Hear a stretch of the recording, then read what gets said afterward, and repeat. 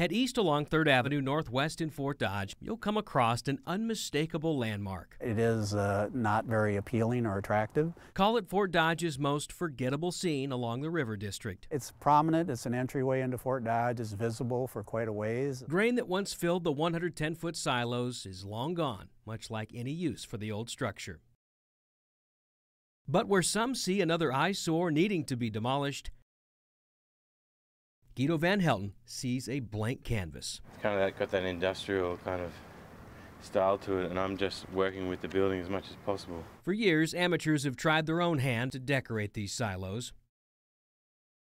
Guido takes a more subtle approach. I'm trying to match it with the wall, you know. Until he gets the tones of this special paint just right. And ascends. For me, it's more like a sculpture, you know.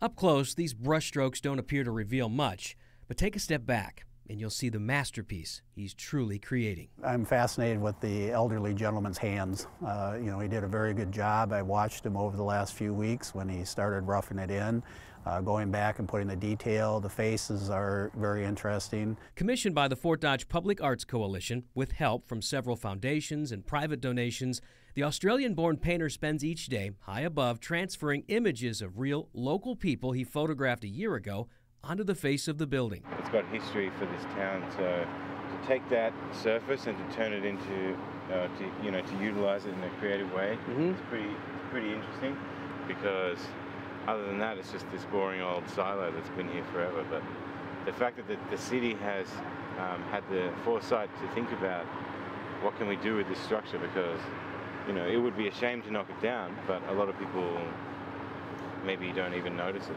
but because it's been here so long. But yeah. To me, I don't understand how he can do it. Basically, Guido mapped out every square inch of the silo using a grid system. Her hair is positioned in that spot because I'm hiding that abnormality of that wall, being such a decrease in the gap. So it's stuff that normal people won't notice, but it's what I'm thinking about. Call it a right brain on steroids. Even the weather hasn't deterred.